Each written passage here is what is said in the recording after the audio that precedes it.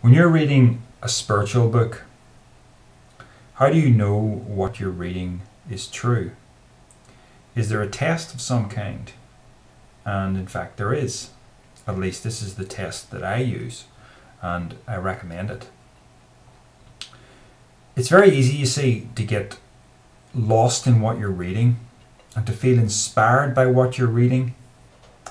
And you have to reel yourself in and ask yourself, is this definitely true? Is this for real? You know, all that talk about liberation, enlightenment, awakening, and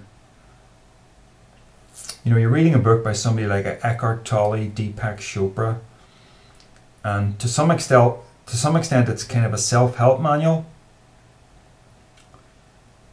But it's only going to help you if the things that it's saying are true. So how do you test a spiritual belief? Well, you test it with life.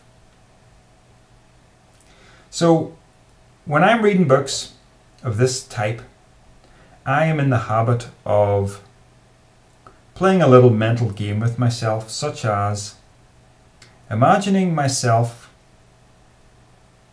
running down a dark alley, running away from an assailant who's out to kill me. Now,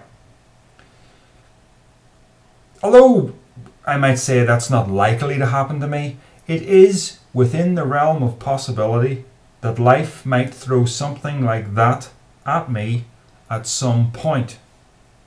So the question I asked myself, does anything that, say, Eckhart Tolle has said in his philosophy, does anything about connectedness with being, being still in the now, does any of that help me in that moment? And the answer is no. So Eckhart Tolle's philosophy fails. It fails the life test. You might pretend that the things he's saying are true. If you're basically a bored, affluent person whose life doesn't have too much drama in it, and you just feel a little empty, and you can use that as a sort of pick-me-up. But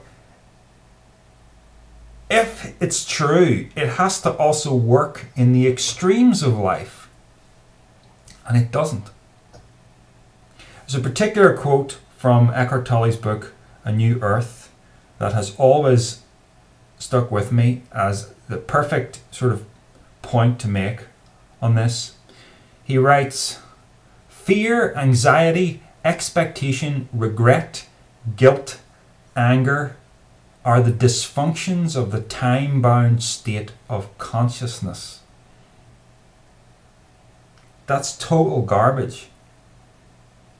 Fear is not a dysfunction. When I'm running down that alley, fear is exactly what I need to be feeling so that my body will be full of adrenaline and I'll be able to outrun my pursuer. The rest of the animal kingdom works like this. It's full of adversarial struggles. There's plenty of fear going on there. So it's not a dysfunction. Guilt is another one he mentions.